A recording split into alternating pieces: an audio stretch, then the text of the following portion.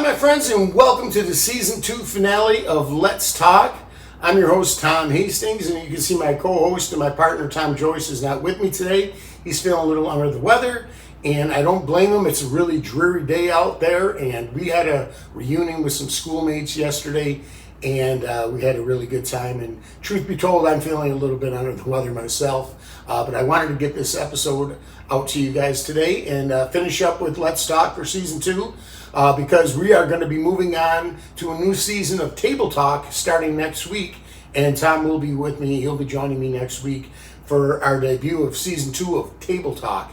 And we're going to have a great show for you next week. And we're going to make predictions and talk about what we think the Buffalo Bills are going to do this upcoming season. We're going to go over every single game. And we're going to make our predictions and say who we think they're going to beat, who we think we're going to lose to, and where we're going to end up and how we feel the season is going to go for the Bills this season. I'm very excited about giving that show. I'm very excited about going into that new stadium. Can't wait for it. But before we get to all that, we have to finish up with Let's Talk season 2. And that's what today's all about. And that's what this episode's all about. We really had a great time with season 2 of Let's Talk. We had some really great subjects, I thought. We talked about the brawl game between the Senators and the Sabres. A lot of fun talking about that game. We talked about Jim Kelly. We talked about Doug Flutie. We talked about my original quarterback, Joe Ferguson. Really great show with the Joe Ferguson show. Really enjoyed giving you that. We talked about Dominik Hasek. We talked about OJ getting his name removed from the Wall of Fame. And we had several other shows as well. Just a really fun time presenting these shows to you. I hope you've enjoyed them. And the great thing about Let's Talk is, we have the playlist where you can go back and watch these shows anytime you want. So check out the season 1 and season 2 playlists of Let's Talk and relive some of the nostalgia of sports in the Buffalo area. We love talking about it. It's really our favorite thing to do, talking about sports and talking about the history of sports in Buffalo as well. It's just a great time. And you can watch these videos anytime you like to. They're all on the playlist for season 1 and season 2 of Let's Talk. With that said, now we have to finish up our series on Let's Talk, talking about Bruce Smith. Arguably the greatest Bill of all time. And I say that in all confidence. You look back at the great players that have played on this franchise, be it Jim Kelly, be it Thurman Thomas, Andre Reed, O.J. Simpson, Josh Allen. Tommy says, and I agree with them. I think as history unfolds, Josh will go down as the greatest Bill of all time. But his history hasn't been written yet. He's still got a long way to go. And we're going to talk about the guy. I think he's on the mantle. He is the GOAT, as far as I'm concerned, as far as this franchise is concerned, the Buffalo Bills. Bruce Smith is the GOAT. And we're going to talk about those stats. And let's roll some highlights as well as we talk about Bruce. Now, Bruce comes into the league drafted first overall in 1985 and to the Buffalo Bills. And if you remember the 1984 season, the Bills were dreadful. They were 2-14. They looked hopeless. And because they were so bad, they were able to draft Bruce Smith. If anything good came out of that 1984 season, it was that we were able to get Bruce Smith in 85.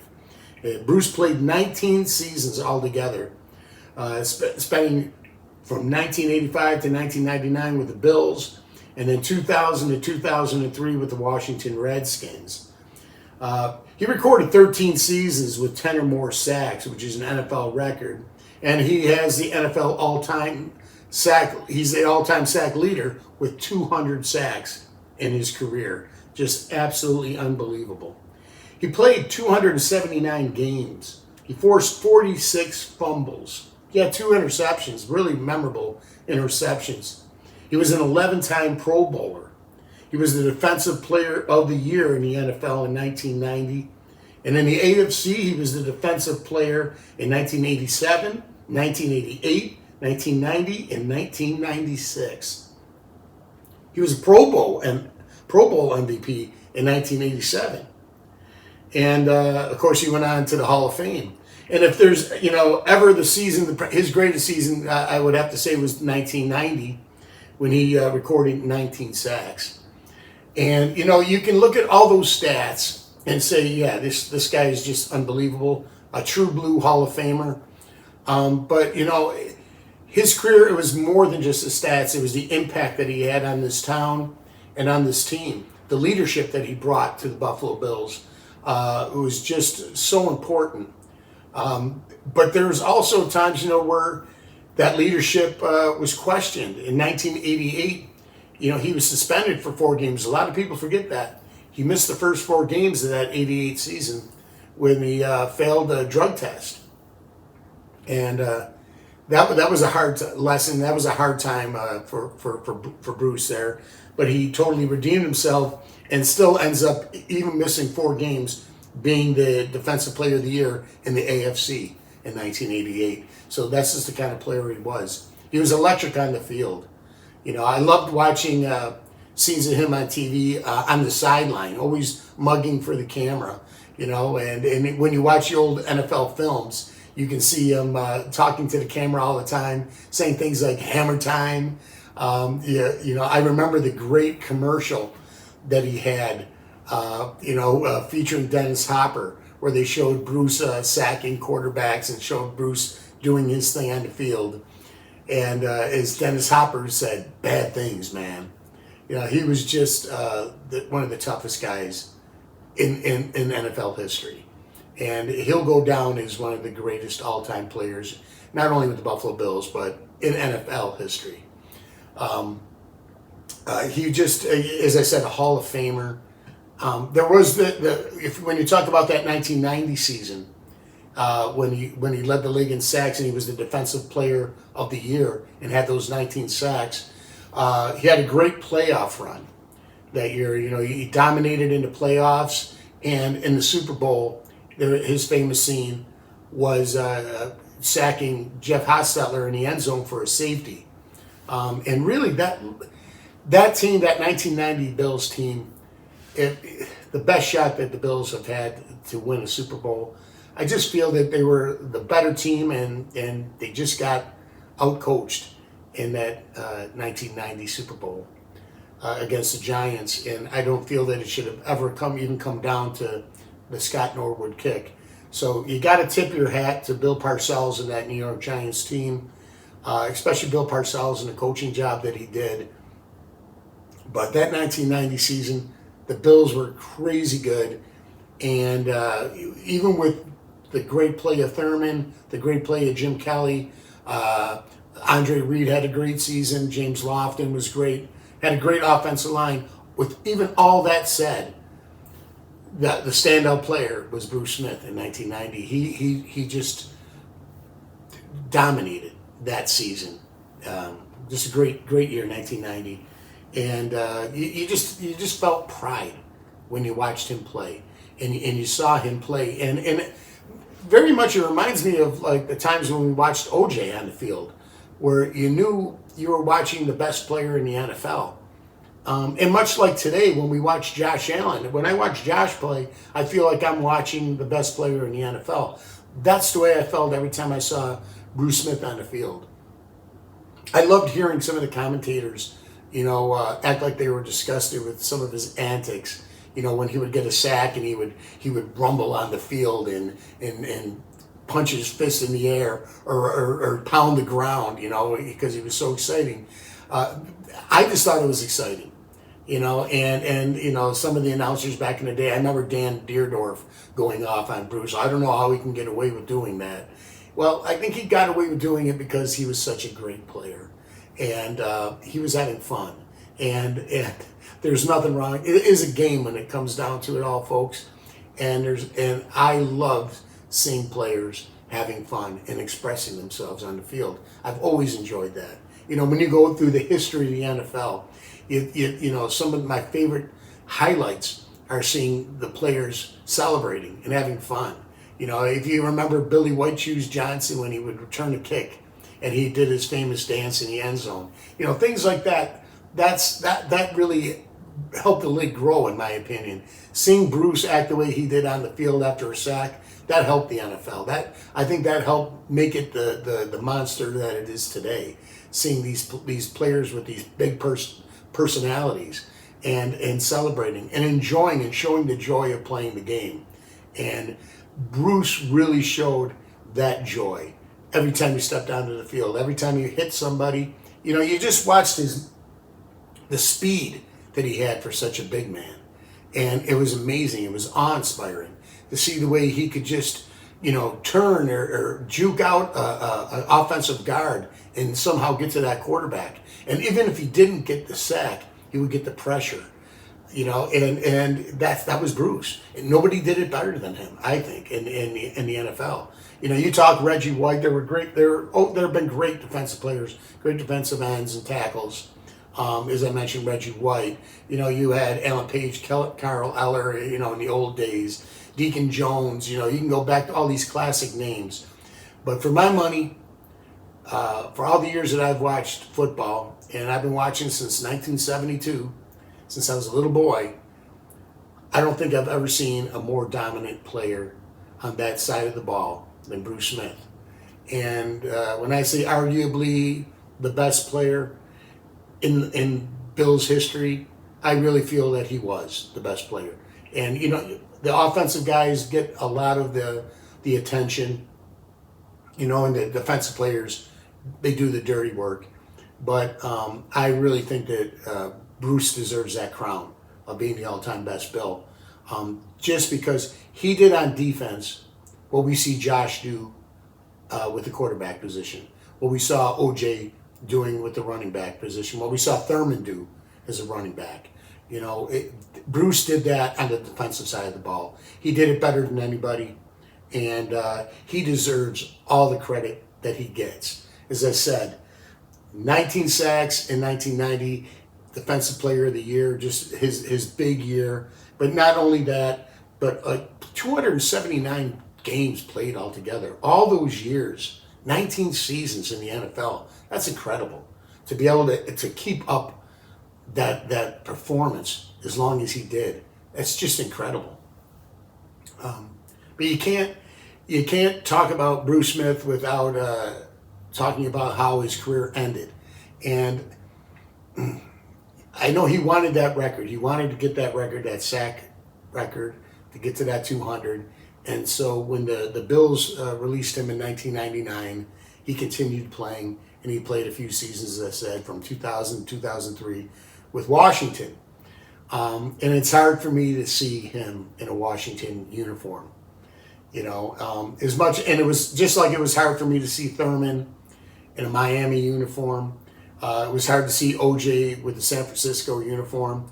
I'm really glad I said that in the Jim Kelly show, that Jim retired a Buffalo Bill, and we never saw him in another uniform other than when he played in the USFL with the Houston Gamblers.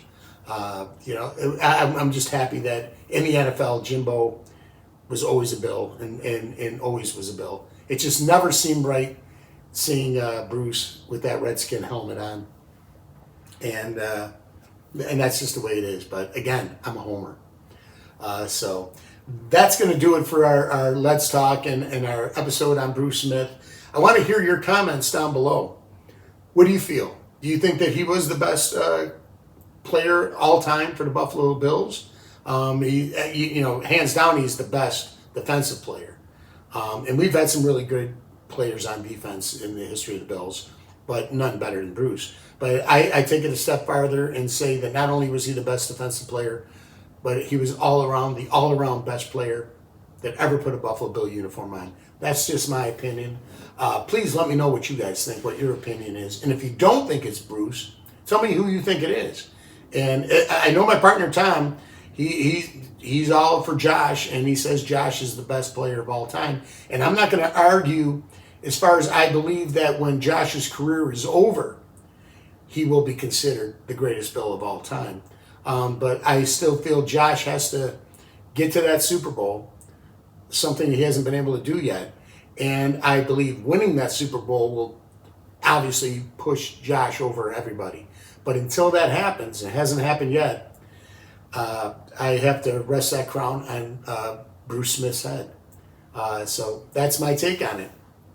Hope you enjoyed this episode. I hope you enjoyed some of the little highlights that we shared with Bruce. You know, it's always good to go back and see these highlights of these players and to catch up on their stats and all that they accomplished. That's the thing about Let's Talk, about this show, Let's Talk, is I just love nostalgia so much when it comes to sports. And I just love talking about it. I love talking about my heroes. I love talking about the past and the great accomplishments that so many great athletes have had for our city, for our town, Buffalo. We've been very fortunate, even though we haven't had a big league championship. We've had some big time players, and there was none bigger than Bruce Smith.